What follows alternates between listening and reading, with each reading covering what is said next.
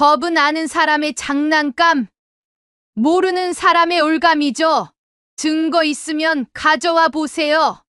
깔끔한 미니멀 수트를 입은 박서린의 도발적인 한마디가 컨벤션홀을 가득 채웠습니다. 오후 2시 서울 외곽 소도시의 작은 홀에서 열린 안심투자 설명회 현장이었죠. 48세의 박서린은 단정하게 묶은 머리와 절제된 화장으로 완벽한 신뢰감을 연출하고 있었습니다. 투자원금 100% 보장, 정부인가 투자회사의 약속입니다. 홀 안에는 60대 이상 어르신들이 빼곡히 앉아 있었어요. 퇴직금을 손에 쥔 채 노후를 걱정하는 표정들, 자식들에게 부담 주기 싫어하는 간절한 마음들이 얼굴에 그대로 드러나 있었죠. 박서린은 이런 심리를 정확히 꿰뚫어 보고 있는 듯 했습니다. 은행 예금? 1년에 고작 1.5%예요. 저희는 월 2%를 드립니다. 홀 뒤편에서 캐주얼한 코트를 입은 청년이 조용히 상황을 관찰하고 있었어요. 30 초반으로 보이는 이 청년은 스마트폰으로 촬영하려다가 스태프에게 제지당했습니다. 죄송하지만 촬영은 금지되어 있습니다. 아, 네. 알겠습니다. 청년은 순순히 따랐지만 눈빛만큼은 여전히 무대 위 박서린에게 고정되어 있었죠. 그 시선에는 단순한 호기심 이상의 무언가가 담겨 있었습니다. 여러분, 걱정 마세요. 저희는 20년간 이 일을 해왔어요. 한 번도 원금 손실이 없었습니다. 20년이라는 단어가 나오자 뒤편 청년의 눈가에 미묘한 변화가 일었어요. 주먹이 살짝 굳어지는 것도 눈에 띄었죠. 설명의 막바지, 홀 한쪽 노부부가 떨리는 손으로 지갑을 열었습니다. 김상철과 한미숙 부부였어요. 62세의 김상철은 아내 손을 꽉 잡으며 망설이고 있었습니다. 여보, 정말 괜찮을까? 설명 들어보니 괜찮은 것 같은데.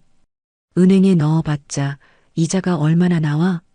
한미숙은 60세 나이에도 현실적 판단을 하려 애쓰고 있었죠. 20년 전 사기 피해의 기억이 생생했지만 절박한 현실 앞에서는 그마저 희미해지는 듯 했습니다. 청년이 그들에게 조심스럽게 다가갔어요. 혹시 조금 더 신중하게 생각해 보시는 게 어떨까요? 누구세요? 김상철이 경계심 어린 표정으로 물었습니다. 저는 그냥 지나가다 듣게 됐는데 너무 성급한 결정은 아닌 것 같아서요. 장사나 하세요, 청년. 뒤에서 박서린 측근이 비아냥거렸죠. 어른 일에 왜 끼어들어요? 공부나 더 하시길. 청년은 얼굴이 붉어졌지만 감정을 억누르며 조용히 물러섰습니다. 하지만 김상철 부부를 향한 걱정 어린 시선만은 거두지 않았어요. 결국 김상철 부부는 퇴직금 봉투를 꺼내 직원에게 건넸습니다. 3천만 원 투자하겠습니다. 그 순간 청년 얼굴에 스쳐간 표정은 분노였을까, 절망이었을까? 정확히 알 수는 없었지만 깊은 감정이 그의 내면에서 요동치고 있다는 건 분명했죠. 설명회가 끝나고 사람들이 빠져나가는 중 청년은 홀 벽면에 오래된 신문 스크랩을 발견했어요. 거대 투자 사기, 무죄 방면. 20년 전 기사였습니다. 젊은 시절 박서린이 무죄 판결 후 법정을 나서며 환하게 웃는 사진이 실려 있었죠. 청년은 그 사진을 오랫동안 응시했습니다. 눈빛이 점점 차가워지고 있었어요. 그날 저녁 청년은 상철이네 밥상이라는 간판에 소박한 식당 앞에 서 있었습니다. 문을 열고 들어서자 김상철이 앞치마를 두르고 설거지 중이었죠. 어서 오세요. 인사하다가 청년 얼굴을 보고는 당황했습니다. 아, 낮에 그 피해자 모임이 여기서 열린다고 들었는데 맞습니까? 청년의 질문에 김상철 표정이 굳어졌어요. 한미숙도 주방에서 나와 두 사람을 번갈아 봤습니다. 피해자 모임이라니 무슨... 20년 전 박서린 때문에 피해본 분들 모임 말입니다. 그 이름을 듣자마자 한미숙 얼굴이 창백해졌죠.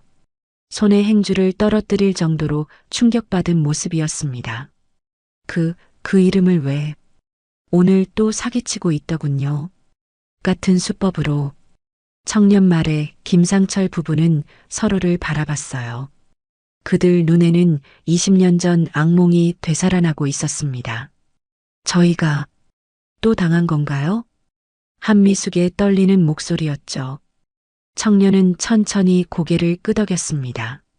아직 늦지 않았어요. 계약 취소가 가능합니다. 하지만 이미 돈을 내일 아침 저와 함께 가시죠. 제가 도와드릴게요. 청년 눈에는 단순한 동정심 이상의 무언가가 타오르고 있었어요. 정의감인지 개인적 복수심인지 알 수 없었지만 박서린을 그냥 두지 않겠다는 강한 의지만큼은 분명했습니다. 밤이 깊어가는 식당에서 세 사람은 20년 전 이야기를 나누기 시작했죠. 그 대화 속에서 청년의 정체에 대한 실마리가 조금씩 드러나기 시작했지만 아직은 베일에 쌓인 채였습니다. 다만 한 가지 확실한 건 내일부터 박서린과의 본격적인 대결이 시작될 거라는 점이었어요. 그리고 그 대결의 결과가 20년 전 상처받은 모든 이들의 운명을 바꿀 수도 있다는 점 말입니다. 다음 날 아침 9시 청년은 김상철 부부와 함께 박서린의 사무실이 있는 강남 고층 빌딩 앞에 서 있었습니다. 유리창으로 둘러싸인 현대적인 건물이 아침 햇살에 반짝이고 있었죠. 정말 괜찮을까요? 한미숙이 불안한 표정으로 물었어요. 20해 전 기억이 되살아나면서 다리가 떨리고 있었습니다. 걱정 마세요. 제가 함께 있잖아요. 청년이 다독이듯 말했지만 그의 눈빛에는 남다른 각오가 서려 있었죠. 엘리베이터를 타고 18층에 도착하자 프리미엄 투자 컨설팅이라는 세련된 간판이 보였습니다. 사무실 내부는 고급스러운 인테리어로 꾸며져 있었고 정장 차림의 직원들이 바쁘게 오가고 있었어요. 어떻게 오셨습니까? 리셉션 직원이 공손하게 인사했습니다. 어제 계약한 건에 대해 취소하러 왔어요. 청년이 대신 말했죠. 직원의 표정이 미묘하게 변했습니다. 잠시만 기다리세요. 담당자를 부르겠습니다. 잠시 후 정장을 입은 남성 직원이 나왔어요. 안녕하세요. 김상철 고객님이시죠? 무슨 일로 오셨는지. 계약을 취소하고 싶습니다. 김상철이 떨리는 목소리로 말했어요. 아, 그런 이유가. 쿨링 오프 기간이니까 당연히 취소 가능하잖아요. 청년이 끼어들었습니다. 직원은 당황한 기색을 보이며 뭔가를 확인하더니 미소를 지었죠. 죄송하지만 저희 상품은 쿨링 오프 대상이 아닙니다. 이미 계약서에 명시되어 있고요. 그럼 대표를 불러주세요. 대표님은 지금 중요한 회의 중이라서. 그럼 언제까지 기다려야 해요? 청년의 목소리에 날이 서기 시작했어요. 글쎄요. 오늘은 어려울 것 같은데. 바로 그때 사무실 안쪽에서 익숙한 목소리가 들려왔습니다. 괜찮아요. 제가 직접 만나보죠. 박서린이 나타났어요. 어제와 달리 캐주얼한 블라우스를 입고 있었지만 여전히 완벽하게 정돈된 모습이었습니다. 어서 오세요. 뭔가 오해가 있으신 모양이네요. 박서린은 마치 오랜 친구를 반기듯 따뜻하게 웃었죠. 하지만 청년을 바라보는 순간 그 눈빛이 차갑게 변했습니다. 저분은 가족이신가요? 아니에요. 그냥 도움을 주려고. 김상철이 설명하려 했지만 박서린이 손을 들어 막았어요. 가족이 아니시면 상담에 참여할 수 없습니다. 개인정보보호법상 문제가 될 수 있거든요. 하지만 죄송해요. 원칙이 있어서요. 박서린의 미소는 여전했지만 목소리는 단호했습니다. 청년은 어쩔 수 없이 대기실에서 기다려야 했어요. 상담실 문이 닫히자 박서린의 태도가 완전히 바뀌었습니다. 취소요? 무슨 이유로요? 그냥 다시 생각해보니 불안해서요. 한미숙이 조심스럽게 말했어요. 어르신들, 이런 식으로 마음 바뀌면 평생 돈 못 벌어요. 박서린의 목소리에 짜증이 섞이기 시작했죠. 투자라는 게 원래 용기 있는 사람만 하는 거예요. 겁쟁이는 평생 가난해야죠. 그래도 저희는 계약서 다시 보세요. 여기 사인하셨잖아요. 박서린이 서류를 꺼내며 날카롭게 말했어요. 중요사항 설명도 다 들으셨고 녹음까지 되어 있어요. 이걸로 법정 가면 누가 이길 것 같아요? 김상철 부부는 서로를 바라보며 당황했습니다. 서명은 손이 했고 결정은 머리가 했죠. 머리를 탓하세요. 박서린의 회심의 한마디였어요. 그 순간 상담실 문이 벌컥 열렸습니다. 잠깐만요. 청년이 들어왔죠. 나가세요. 가족 아니라고 했잖아요. 가족 맞아요. 아들이에요. 청년이 거짓말을 했습니다. 박서린은 의심스러운 눈빛으로 청년을 바라봤어요. 증명할 수 있어요? 주민등록 등본 가져올까요? 그럼 가져와 보세요. 그 전까지는 상담 중단이에요. 박서린이 냉소적으로 웃었습니다. 청년은 주먹을 꽉 쥐었지만 참았어요. 좋습니다. 가져오겠어요. 밖으로 나오면서 청년은 김상철 부부에게 말했습니다. 오늘은 일단 돌아가세요. 제가 다른 방법을 찾아보겠어요.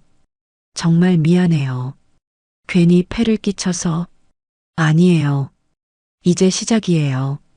청년의 눈빛이 더욱 단단해지고 있었습니다. 그날 저녁 청년은 또 다른 사람과 만나고 있었어요. 피해자 대표인 최기태였습니다.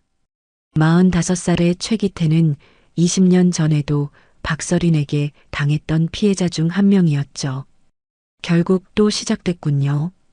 최기태의 목소리에는 깊은 한숨이 섞여 있었어요. 이번엔 다를 거예요. 청년이 단호하게 말했습니다. 20년 전에도 그렇게 말하는 사람들이 많았어요. 하지만 결과는 저는 그때와 달라요. 청년이 가방에서 얇은 봉투를 꺼냈습니다. 고소장 접수 안내서라고 적혀 있었어요. 법적으로 대응하겠다는 뜻인가요? 네. 더는 당하고만 있을 순 없어요. 하지만 이전에도 고소했잖아요. 결국 무죄 나왔고 이번엔 준비가 다릅니다. 청년이 스마트폰을 꺼내 어디론가 전화를 걸었어요. 확인했습니다. 다음 단계로 넘어가죠. 통화를 마친 후 청년은 최기태에게 말했습니다. 피해자 연합을 다시 구성해 주세요. 이번엔 제대로 된 싸움을 할 거니까요. 당신이 누구인지 모르겠지만 정말 이길 수 있을까요? 모르겠어요. 하지만 시도조차 안 하면 영원히 당하고 살아야죠. 청년의 목소리에는 이상한 확신이 담겨 있었어요. 마치 이미 승산을 계산해 둔 것 같은 느낌이었죠. 밤이 깊어가는 골목길에서 청년은 비에 젖은 채 서 있었습니다. 손에는 고소장 접수 안내서가 들려 있었고 그의 눈동자에는 복잡한 감정이 교차하고 있었어요. 분노 같기도 하고 결심 같기도 한 그 표정 속에는 아직 드러나지 않은 무언가의 비밀이 숨어 있는 것 같았습니다. 내일부터 본격적인 법적 대응이 시작될 예정이었고 박서린과의 진짜 승부가 벌어질 터였죠. 하지만 아무도 몰랐습니다. 이 청년의 정체가 무엇인지 그리고 그가 왜 이렇게까지 박서린에게 집착하는지를 말이에요. 며칠 후 박서린은 자신만만한 표정으로 새로운 계획을 세우고 있었습니다. 피해자 연합이라고? 웃기는 소리네요. 강남 사무실에서 열린 임직원 회의에서 박서린이 비웃듯 말했어요. 20년 전에도 그런 게 있었는데 결국 다 흩어졌잖아요. 부하 직원 한 명이 걱정스럽게 물었습니다. 대표님, 그래도 조심하는 게. 조심? 뭘 조심해요? 법은 우리 편이에요. 박서린이 책상 위 서류를 탁 치며 말했죠. 계약서도 완벽하고 녹취록도 있고 중요사항 설명도 다 했어요. 뭘 더 바라는 거죠? 그때 또 다른 직원이 보고했습니다. 대표님, 새로운 상품 런칭 준비는 어떻게 할까요? 예정대로 진행해요. 원금 보장에 월 2% 수익률로 광고하세요. 박서린의 눈빛이 더욱 자신감으로 반짝였어요. 노인들은 욕심이 많아요. 조금만 더 높은 이율 제시하면 벌떼처럼 달려들 거예요. 한편 그 청년은 완전히 다른 모습으로 변신해 있었습니다. 평소 입던 캐주얼 코트 대신 정장을 차려입고 머리도 단정하게 넘겼죠. 김상철의 식당에서 그를 만난 최기태가 깜짝 놀랐어요. 완전 다른 사람 같네요. 오늘은 좀 특별한 일이 있어서요. 청년이 미소 지으며 답했습니다. 혹시 무슨 일 하시는 분이에요? 최기태가 조심스럽게 물어봤지만 청년은 애매하게 웃기만 했어요. 그냥 법 관련 일 좀 합니다. 변호사세요? 뭐 비슷한 일이죠. 청년이 모호하게 대답하며 가방에서 서류를 꺼냈습니다. 이걸 보세요. 박서린 상담 과정을 녹취한 파일이에요. 어떻게 구하셨어요? 그건 중요하지 않아요. 중요한 건 이 안에 문제가 있다는 거죠. 청년이 노트북을 열어 음성 파일을 재생했어요. 박서린의 목소리가 흘러나왔습니다. 원금은 100% 보장됩니다. 정부 승인 받은 투자 상품이니까요. 여기 봐요. 정부 승인이라고 했는데 실제로는 그런 승인 같은 건 없어요. 청년이 화면을 가리키며 설명했습니다. 그리고 여기 음성이 이어졌어요. 월 2% 수익은 최소 보장이고 잘하면 3%까지도 가능해요. 보장이라는 표현을 썼죠? 하지만 계약서에는 예상 수익률이라고 되어 있어요.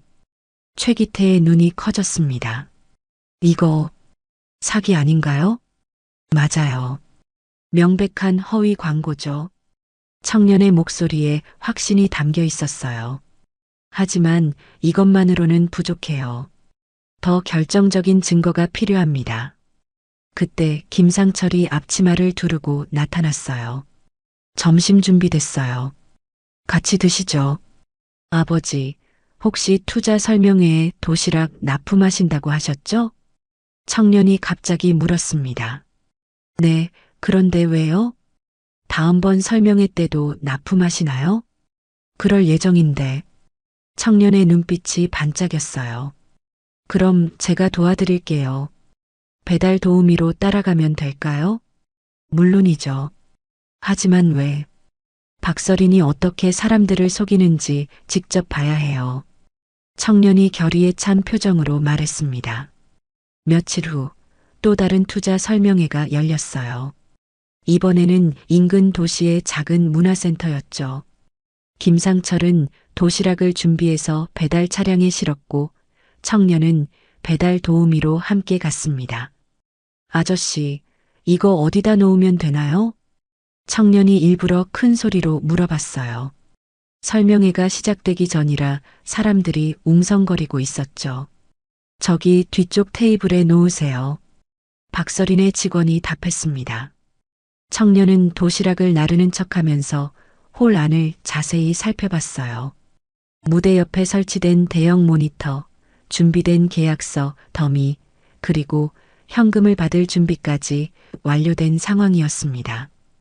오늘은 특별히 선착순 50명에게만 기회를 드려요. 박서린이 마이크를 잡고 말하기 시작했어요. 지금 당장 계약하시는 분들께는 특별 혜택도 있습니다. 청년은 뒤에서 이 모든 장면을 스마트폰으로 조용히 촬영했어요.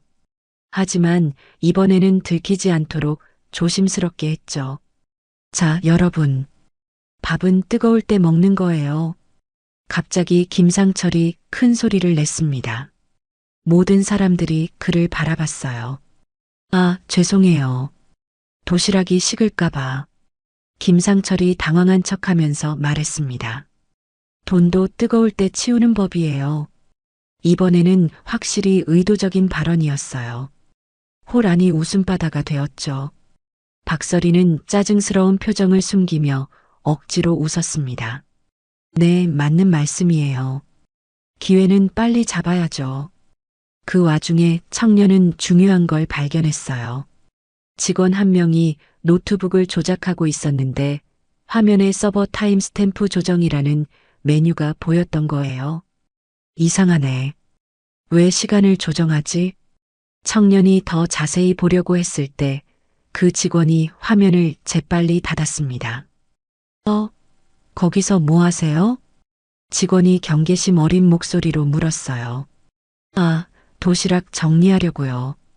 청년이 자연스럽게 대답했죠. 하지만 마음속으로는 중요한 단서를 찾았다고 확신하고 있었어요.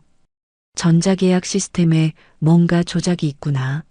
설명회가 끝난 후 청년과 김상철은 빈 그릇들을 정리하며 돌아왔어요. 오늘 뭔가 이상한 걸 봤어요. 차 안에서 청년이 말했습니다. 뭐요? 전자계약 로그를 조작하는 것 같아요. 계약 시간을 바꾸고 있었어요. 그게 왜 문제가 되나요? 만약 계약 시점을 조작한다면 쿨링 오프 기간도 조작할 수 있어요. 또 중요사항 설명 시점도 바꿀 수 있고요. 청년의 설명에 김상철이 고개를 끄덕였어요. 그럼 어떻게 해야 하죠? 증거를 더 모아야 해요. 결정적인 걸 말이에요. 청년이 창밖을 바라보며 말했습니다. 그의 눈빛에는 점점 더 강한 의지가 타오르고 있었어요. 박서린이 아무리 교묘하게 법의 허점을 이용한다 해도 반드시 빈틈이 있을 거라고 확신하고 있었죠. 그리고 그 빈틈을 찾아내는 순간 진짜 승부가 시작될 거라는 것도 알고 있었습니다. 일주일 후 박서린의 사무실에 갑작스럽게 수많은 사람들이 들이닥쳤습니다. 압수수색 영장입니다. 정장을 입은 남성이 공식 서류를 내밀며 차분하고 단호한 목소리로 말했어요. 바로 그 순간 모든 사람들이 깜짝 놀랐습니다. 압수수색을 지휘하는 사람이 바로 그 청년이었거든요. 하지만 지금의 그는 완전히 다른 모습이었습니다. 검은색 정장에 업무용 점퍼를 걸친 채 냉철하고 권위 있는 태도로 현장을 통제하고 있었죠. 김도연 검사입니다. 명함을 내밀며 자신을 소개했어요. 34살 서울중앙지검 강력부 소속이라고 적혀 있었습니다. 박서린의 얼굴이 순간 굳었어요. 검사라고요? 네. 투자 사기 혐의로 수사를 시작합니다. 도연의 목소리는 며칠 전과는 완전히 달랐습니다. 감정을 철저히 배제한 채 공무를 수행하는 검사의 그것이었죠. 또 왔네, 정의감. 박서린이 비웃음을 지으며 말했어요. 지난번에도 그전에도 결국 무죄였어. 너도 알잖아. 법은 감정이 아니라 서류야. 도연은 표정 하나 변하지 않고 수색 지시를 내렸습니다. 컴퓨터 하드디스크, 서버, 계약 서류 일체를 압수하세요. 수사관들이 체계적으로 움직이기 시작했어요.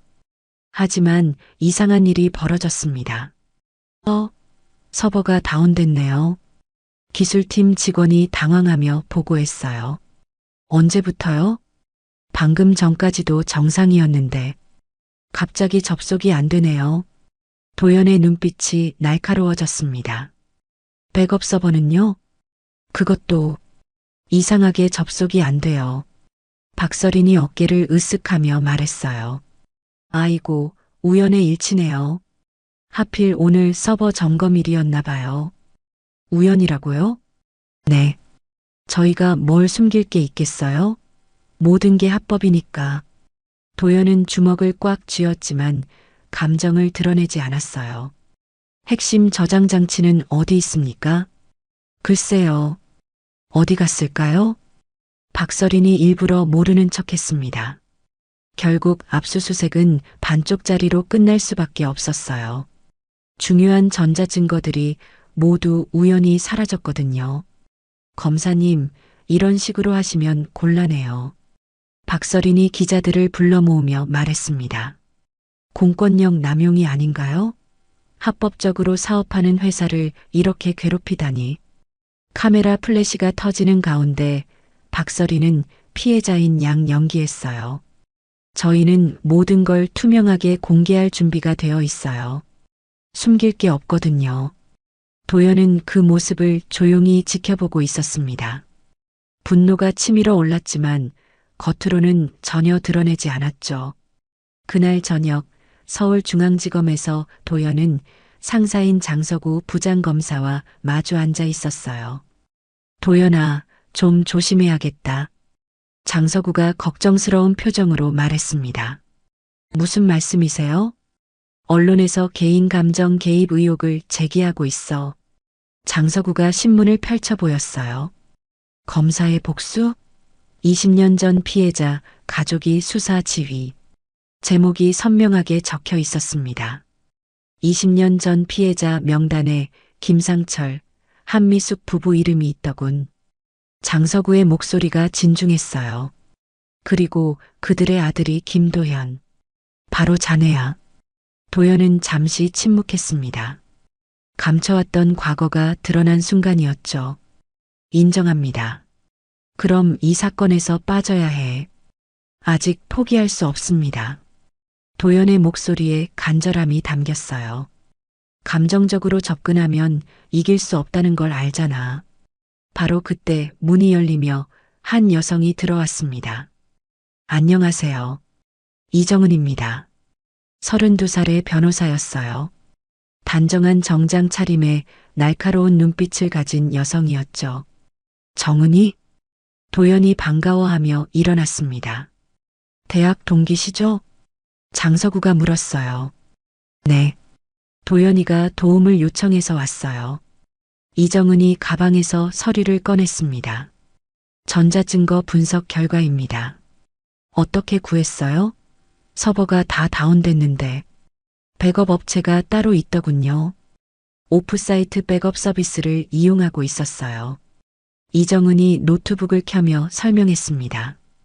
여기 보세요. 전자계약 로그인데 타임스탬프가 이상해요. 화면에 복잡한 데이터들이 나타났어요. 같은 시간에 서로 다른 두 곳에서 계약이 체결됐다고 나와요. 그게 왜 이상한 건가요? 장서구가 물었습니다. 한 사람은 동시에 두 곳에 있을 수 없잖아요. 이정은이 다른 화면을 보여줬어요. 건물 출입 기록을 보면 같은 시각 박서린은 강남 호텔에서 다른 상담을 하고 있었어요. 도연의 눈이 반짝였습니다. 그럼 계약 시간을 조작했다는 뜻이네요. 맞아요. 그리고 이건 명백한 증거 조작이죠. 이정은이 확신에 찬 목소리로 말했어요. 하지만 이것만으로 충분할까? 장서구가 신중하게 물었습니다. 내가 이기려면 내 상처부터 통제해야 해. 감정 아닌 법리로 밀어붙여야 한다고. 이정은이 도연을 바라보며 말했어요. 알고 있어요. 도연이 고개를 끄덕였습니다. 이번엔 다를 거예요. 며칠 후 구속 전 피의자 신문이 열렸어요. 법정에서 박서린과 도연이 다시 마주했습니다. 검사님, 분노는 증거가 아니에요. 박서린이 여유롭게 말했어요. 당신 가족사로 나를 묶을 수는 없잖아. 개인적인 감정은 배제하겠습니다. 도연이 차분하게 답했어요. 다만 법과 증거로만 말씀드리겠습니다. 하지만 결과는 실망스러웠어요. 증거 불충분으로 영장을 기각합니다. 판사의 선고가 내려졌죠. 박서린이 법정을 나서며 미소를 지었습니다. 또 졌네. 그 말이 도연의 가슴을 파고들었어요. 하지만 이번에는 무너지지 않았습니다. 오히려 눈빛이 더욱 단단해지고 있었죠. 그날 밤 도연은 부모님이 입원한 병원을 찾아갔어요. 한미숙이 스트레스로 쓰러져 치료를 받고 있었습니다. 엄마. 도연이 병상 옆에 앉았어요. 도연아, 괜찮아. 엄마는 괜찮다. 한미숙이 아들 손을 잡으며 말했습니다. 하지만 그의 손은 여전히 떨리고 있었어요. 내가 그때만 아니었으면. 김상철이 자책하며 중얼거렸습니다. 아버지 잘못이 아니에요. 도연이 단호하게 말했어요. 그때는 몰랐어요. 지금은 알아요. 어디서 무너졌는지. 도연의 눈빛에 새로운 결의가 타오르고 있었습니다. 이제 진짜 싸움이 시작될 참이었죠. 영장 기각 소식이 알려지자마자 박서린은 더욱 대담해졌습니다. 악질 검찰의 무리한 수사. 박서린이 SNS 라이브 방송을 통해 직접 나섰어요. 화면 앞에는 수백 명의 시청자들이 댓글을 달고 있었죠. 저는 합법적으로 사업을 하고 있는데 개인적 원한을 가진 검사가 괴롭히고 있어요.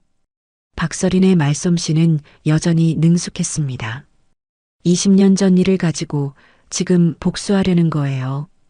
이게 정의인가요? 댓글창이 들끓기 시작했어요. 검사가 사적 복수를 하네. 공권력 남용 아니냐? 피해자라고 무조건 옳은 건 아니지. 여론이 점점 박서린에게 유리하게 돌아가고 있었습니다. 명예훼손으로 맞고소하겠어요. 더 이상 당하고만 있지 않겠습니다. 박서린이 단호하게 선언했죠. 한편 서울중앙지검에서는 비상사태가 벌어지고 있었어요. 도연 검사 사건 재배정을 검토하겠습니다. 검찰 수뇌부의 결정이었죠. 장서구 부장이 급하게 도연을 불렀습니다. 도연아, 사건에서 손을 떼야겠다. 부장님, 언론 여론이 너무 안 좋아. 더 이상은 무리야. 도연의 얼굴이 창백해졌어요. 20년을 기다려온 기회가 다시 사라지는 순간이었습니다. 일주일만 더 주세요. 일주일로 뭘 할 수 있겠어? 새로운 증거를 찾겠습니다. 도연의 목소리에 간절함이 묻어났어요. 증거라니, 이미 다 뒤져봤잖아. 아직 확인하지 못한 게 있어요. 그날 밤 도연은 책상 서랍에서 낡은 신문 스크랩을 꺼냈습니다. 20년 전 기사였어요. 거대 투자 사기, 무죄 방면. 어린 시절 자신이 직접 오려붙인 기사였죠. 그때의 기억이 생생히 되살아났습니다. 아버지가 사업 실패로 극단적 선택을 하려던 순간, 어머니가 충격으로 쓰러진 순간, 그리고 자신이 법정에서 눈물을 흘리던 순간까지. 그때는 몰랐어요. 지금은 알아요. 도연이 혼자 중얼거렸어요. 바로 그때 휴대폰이 울렸습니다. 도연아, 나야. 정은아, 지금 어디야? 사무실에서 밤새 자료 분석하고 있어. 너도 와봐. 이정은의 변호사 사무실은 불이 환하게 켜져 있었어요. 책상 위에는 수많은 서류와 노트북들이 놓여 있었죠. 뭔가 찾았어? 아직 확실하지 않지만. 이상한 게 있어. 이정은이 화면을 가리켰어요. 박서린 계좌 내역을 보면 정기적으로 해외로 송금하고 있어. 그게 뭐가 이상해? 송금 시점이 계약 체결 직후야. 마치 돈을 빼돌리려는 것처럼. 도연이 자세히 들여다봤습니다. 차명 계좌도 여러 개 쓰고 있고. 맞아. 범죄 수익 은닉 구조야. 이정은이 다른 자료를 펼쳐놓았어요. 그리고 이건 더 중요해. 페이먼트 게이트웨이 로그야. 뭐야 그게? 전자결제 시스템 기록이야. 여기 보면 결제 승인 시간과 계약서상 시간이 달라. 도연의 눈이 번쩍했어요. 시간 조작 증거네. 그런데 문제가 있어. 이정은의 표정이 어두워졌어요. 이 자료들이 위법 수집 증거로 분류될 수 있어. 영장 없이 확보한 거거든. 그럼 쓸 수 없다는 거야? 법정에서는 배제될 가능성이 높아. 도연이 주먹을 꽉 쥐었어요. 또 다른 벽에 부딪힌 순간이었습니다. 다음 날 상철이네 밥상에서 도연은 최기태와 만났어요. 검사님, 정말 포기하시는 건가요? 최기태의 목소리에 실망감이 섞여 있었어요. 아직 포기하지 않았어요. 하지만 사건에서 손떼라고 했다면서요? 일주일이 남아 있어요. 도연이 커피잔을 들며 말했어요. 일주일로 뭘 할 수 있겠어요? 기적을 만들어야죠. 바로 그때 최기태가 조심스럽게 봉투 하나를 꺼냈습니다. 사실 이걸 드릴지 말지 고민했어요. 뭐예요? 박서린 측 전 직원이 보내온 거예요. 도연이 봉투를 열어봤어요. 안에는 메신저 화면 캡처가 들어 있었습니다. 타임스탬프 조정 완료. 쿨링오프 기간 회피 성공. 박서린이 직원에게 보낸 메시지였어요. 이거 진짜예요? 전 직원이 양심상 견딜 수 없다고 하더군요. 도연의 심장이 빨리 뛰기 시작했어요. 하지만 원본이 있어야 증거 능력을 인정받을 수 있어요. 그 직원이 만나자고 해요. 오늘 밤에. 그날 밤 10시 한적한 카페에서 도연은 박서린의 전 직원을 만났어요. 30대 초반의 남성으로 얼굴에는 죄책감이 역력했습니다. 정말 죄송해요. 진작 나섰어야 했는데. 괜찮아요. 지금이라도 해주셔서 고마워요. 도연이 진심으로 말했어요. 원본 파일이 있나요? 네. 여기 있어요. 남성이 USB 드라이브를 건넸어요. 이 안에 메신저 대화 전체와 서버 로그 조작 지시사항이 다 들어 있어요. 도연이 노트북에 연결해서 확인했습니다. 박서린의 지시사항들이 상세히 기록되어 있었어요. 계약 시간 20분 앞당겨라. 쿨링오프 기간 계산 다시 해서 무효화시켜. 출입 기록도 맞춰서 조작해. 결정적인 증거였습니다. 이걸로 법정에서 증언해 주실 수 있나요? 네. 더 이상 숨어 있을 수 없어요. 도연은 그제야 한숨을 돌렸어요. 드디어 승부를 걸 수 있는 카드를 얻은 것이었죠. 다음 날 아침, 도연은 이정은과 함께 전략을 세웠습니다. 이제 죄명을 바꿔야 해. 이정은이 법조문을 펼치며 말했어요. 단순 투자 사기가 아니라 전자증거 조작과 범죄 수익 은닉을 포함한 조직적 사기로 가야겠어. 그럼 20년 전 사건과는 별개가 되는 거네? 맞아. 일사부재리 원칙도 피할 수 있고. 도연의 얼굴에 희망이 떠올랐어요. 보전 처분과 추징 보전도 동시에 신청하자. 재산 은닉 통로를 미리 차단하는 거네. 박서린이 돈 빼돌릴 틈을 주면 안 돼. 이정은이 서류를 정리하며 말했어요. 그리고 외부 백업 업체에 대한 제3자 소환장도 신청해야겠어. 해시값과 로그 체인으로 무결성을 입증하는 거죠? 정확해. 이번엔 완벽하게 준비하자. 도연이 결의에 찬 표정으로 고개를 끄덕였어요. 이제 정말로 마지막 승부가 시작되려고 하고 있었습니다. 20년간 준비해온 이 순간을 위해 도연은 모든 것을 걸 준비가 되어 있었죠. 도연이 새로운 증거를 확보했다는 소식이 알려지자마자 박서린은 더욱 공격적으로 나왔습니다. 이제는 위조 증거까지 만들어내는군요. 박서린이 기자회견을 열고 당당하게 말했어요. 해고된 직원을 매수해서 가짜 자료를 만들게 한 거예요. 기자들의 카메라가 일제히 박서린에게 집중됐죠. 검찰이 이렇게까지 해도 되는 건가요? 무고한 시민을 이런 식으로 괴롭혀도 되는 거예요? 박서린의 연기는 완벽했습니다. 마치 자신이 진짜 피해자인 것처럼 보일 정도였죠. 정혜, 그건 뉴스 헤드라인에나 어울리는 단어예요. 박서린이 비웃음을 지으며 말했어요. 현실에서는 법이 전부죠. 그리고 법은 제가 더 잘 알아요. 한편 검찰청에서는 비상사태가 선포됐습니다. 도연 검사 즉시 사건 배당에서 제외. 고위 간부들의 결정이었어요. 여론이 너무 안 좋게 돌아가고 있었거든요. 장서구 부장이 황급히 도연을 불렀습니다. 도연아, 끝이다. 더 이상은 안 돼. 부장님, 이제 막 실마리를 찾았는데. 실마리고 뭐고 없어. 당장 손 떼. 장서구의 목소리가 단호했어요. 언론에서 뭐라고 하는지 봐. 검찰 이미지가 바닥으로 떨어지고 있어. 도연의 얼굴이 절망으로 물들었습니다.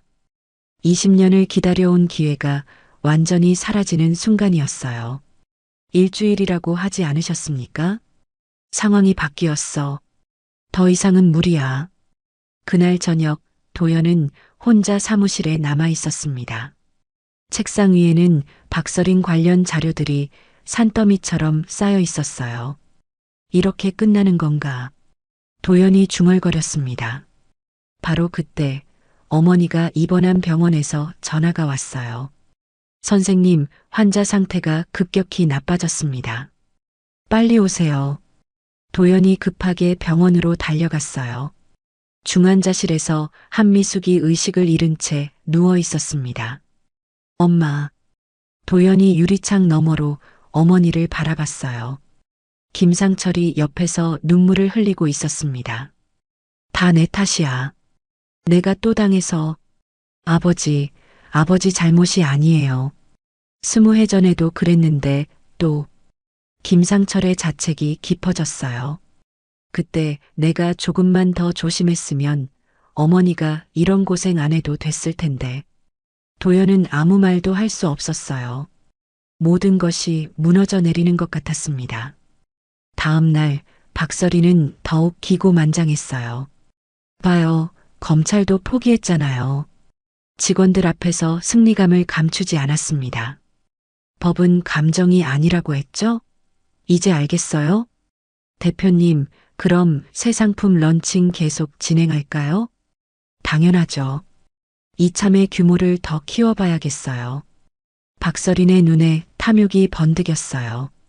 이번에는 원금 보장에 월 3%로 해봐요. 한편 상철인의 밥상에서는 침울한 분위기가 감돌고 있었습니다. 도연이 혼자 앉아 커피를 마시고 있었어요. 정말 포기하시는 건가요? 최기태가 조심스럽게 물었습니다. 더 이상 할 수 있는 게 없어요. 도연의 목소리에 패배감이 섞여 있었어요. 사건에서 배제됐으니까. 그럼 저희는 어떻게 해야 하죠? 다른 검사가 맡게 될 거예요. 하지만 도연도 알고 있었어요. 다른 검사가 이 사건에 그만큼 열정을 쏟을 리 없다는 것을 말이에요.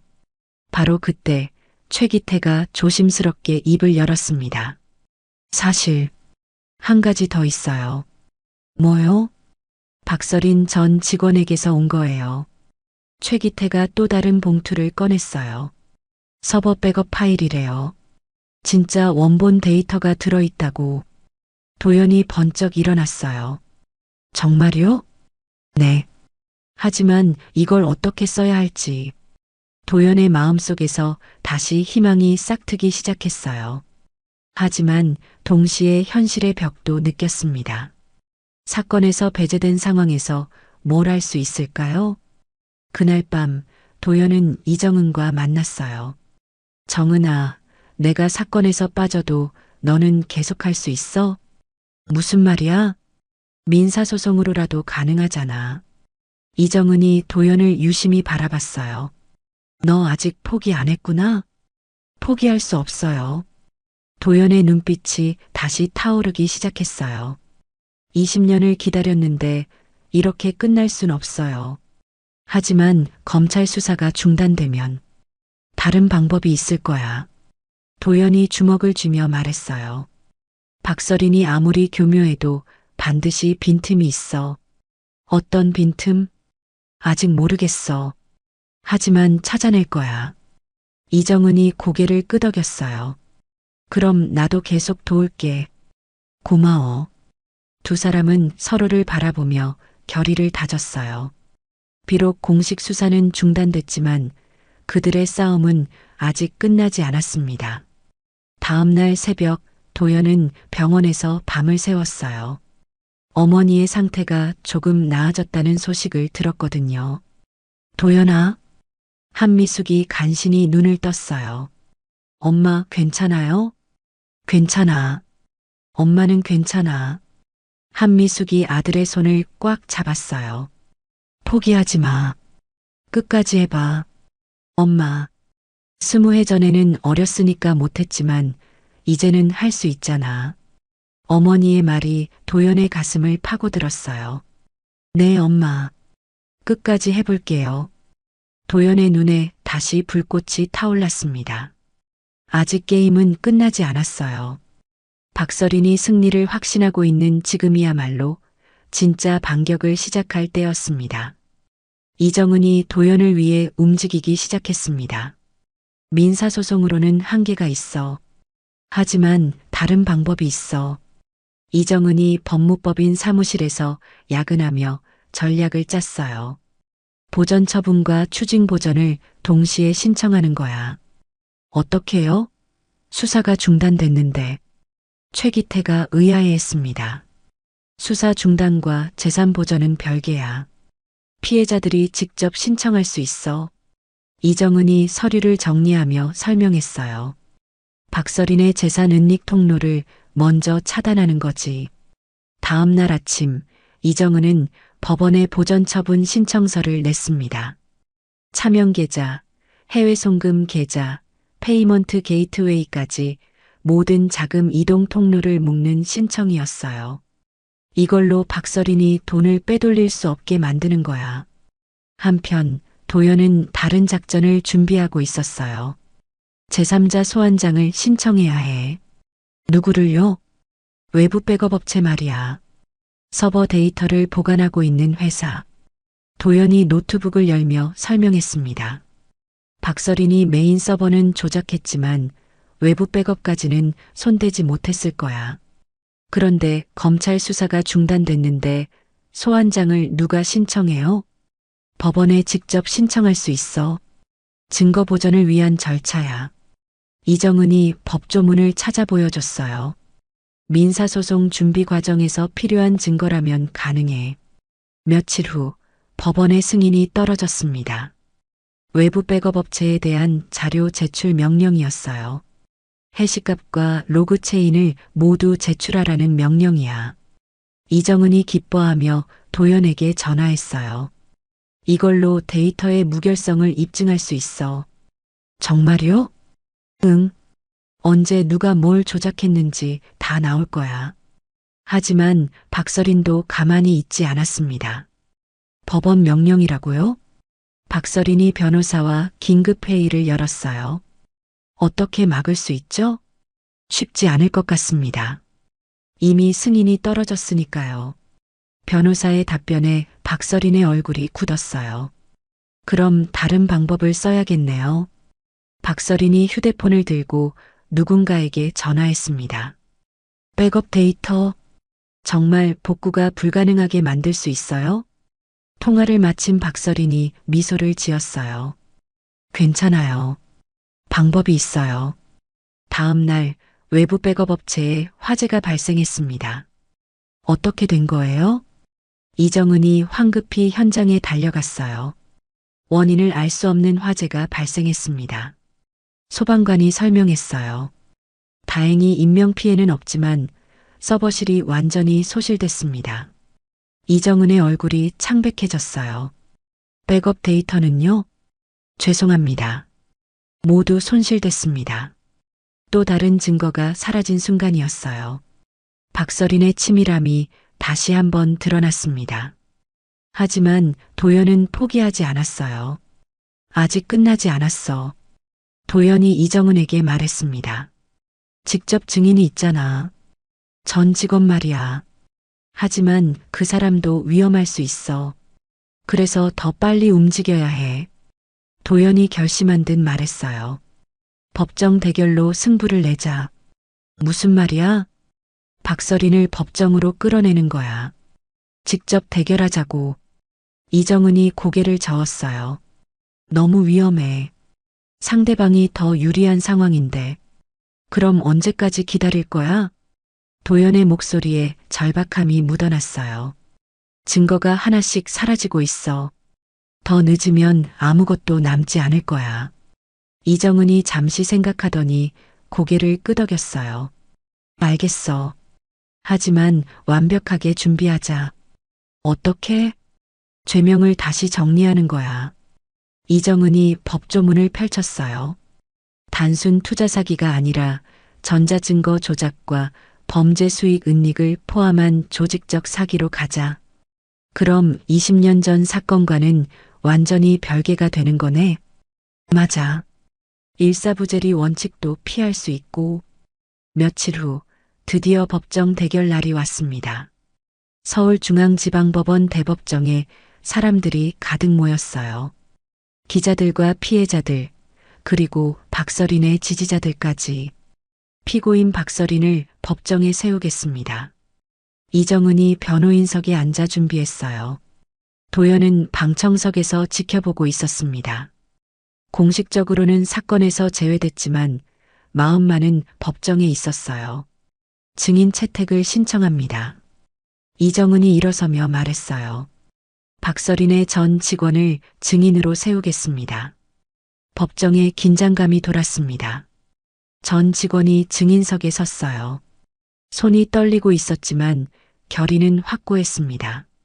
증인, 이 계약의 체결 시각이 맞습니까? 이정은이 전자계약서를 들어보였어요. 아닙니다. 전 직원이 분명하게 답했습니다. 서버 시간을 바꾸라는 지시가 있었습니다. 법정이 술렁였어요. 지시는 누가 했습니까? 대표? 박서린입니다. 결정적인 증언이었어요. 박서린이 변호인과 뭔가를 속삭이더니 일어섰습니다. 세상에 시간이 좀 당겨졌다고 무엇이 달라지죠? 박서린의 오만함이 절정에 달했어요. 돈은 다들 자발적으로 줬어요. 바로 그 순간 이정은이 준비해둔 한 방을 날렸습니다. 재판장님, 타임라인 보드를 제시하겠습니다. 거대한 화면에 복잡한 표가 나타났어요. 건물 출입 기록, 위치 기반 데이터, 통신사 기지국 접속 로그, 그리고 백업 서버 해시값이 연동된 타임라인이었습니다.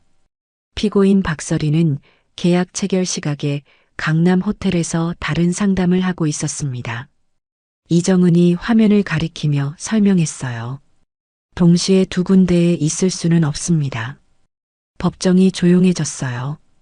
박서린의 얼굴이 창백해지기 시작했습니다. 이는 명백한 전자증거 조작이며 피해자들을 기망한 조직적 사기 행위입니다. 이정은의 목소리가 법정에 울려 퍼졌어요. 방청석에서 장서구 부장이 조용히 속삭였습니다. 법으로 이겼다. 내가 이겼다. 도연의 눈에 눈물이 맺혔어요. 20년을 기다린 순간이 드디어 왔습니다. 피고인 박서린에게 징역 5년을 선고합니다. 판사의 선고가 법정에 울려 퍼졌습니다. 피해 재산은 즉시 환부하도록 하며 추가 범죄 수익금은 국고에 귀속시킵니다. 방청석에서 피해자들의 눈물이 터져나왔어요. 20년을 기다린 정의가 드디어 실현된 순간이었습니다. 김상철과 한미숙 부부는 서로를 붙잡고 울고 있었죠. 여보, 드디어 끝났어. 정말 끝났구나. 최기태도 얼굴을 감싸고 오열했습니다. 이제 정말 끝났네요. 박서린은 창백한 얼굴로 법정을 바라봤어요. 그동안 자신만만했던 모습은 온데간데 없었습니다. 항소하겠습니다. 박서린이 마지막까지 버텼지만 이미 게임은 끝났어요. 결정적인 증거들이 모두 법정에서 인정됐거든요. 피고인을 즉시 구속합니다. 법정 경위가 박서린에게 수갑을 채웠습니다. 그 순간 박서린이 도연을 바라봤어요. 20년 전 어린 소년의 눈물을 비웃었던 그때와는 완전히 달랐습니다. 법은 정말 감정이 아니었군요. 박서린의 마지막 말이었어요. 판결 직후 피해 재산 환부 절차가 즉시 시작됐습니다. 법원의 감시하에 박서린이 숨겨둔 차명 계좌들이 모두 공개됐어요. 해외로 빼돌린 자금들도 하나씩 회수되기 시작했습니다. 3천만 원 전액 돌려받으실 수 있습니다. 이정은이 김상철 부부에게 알려줬어요. 정말이에요? 네. 이자와 위자료까지 포함해서요. 김상철이 한미숙의 손을 꽉 잡았습니다. 이제 정말 새 시작이야. 그날 저녁 상철이네 밥상은 축제 분위기였어요. 피해자들이 모두 모여 승리를 축하했습니다. 오래간만에 밝은 웃음이 식당을 가득 채웠죠.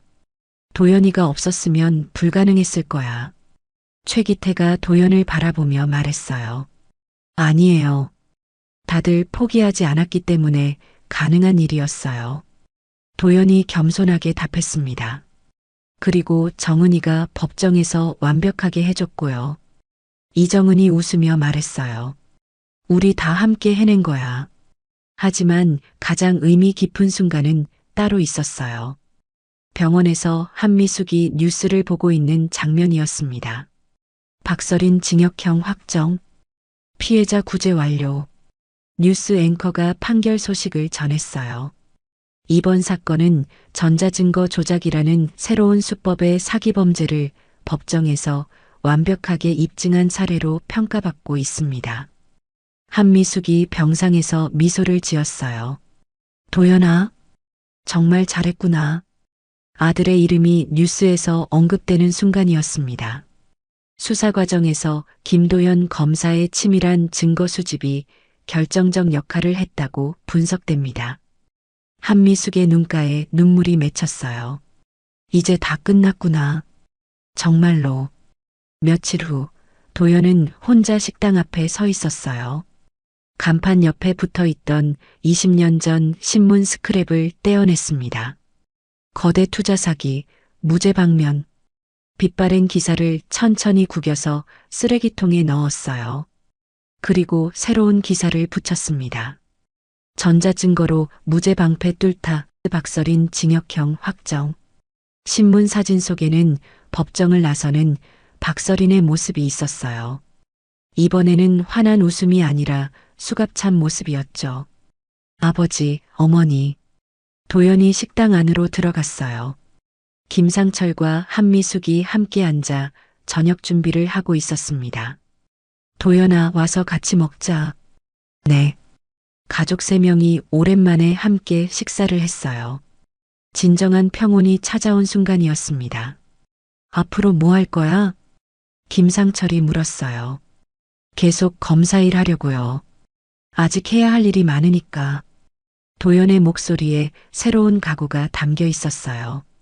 박서린 같은 사람들이 또 나타날 테니까요. 그럼 또 이렇게 힘들게. 괜찮아요. 이제는 방법을 알거든요. 도연이 환하게 웃었습니다. 법은 느려요. 하지만 멈추지 않아요. 마지막으로 도연은 창밖을 바라봤어요. 도시의 불빛들이 반짝이고 있었습니다. 어딘가에는 또 다른 피해자들이 있을 거고 또 다른 가해자들도 있을 거예요. 하지만 이제 도연은 확신할 수 있었습니다.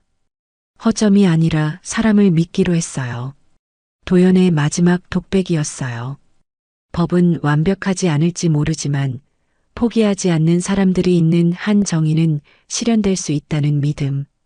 그 믿음이 20년간의 한을 풀어준 원동력이었습니다.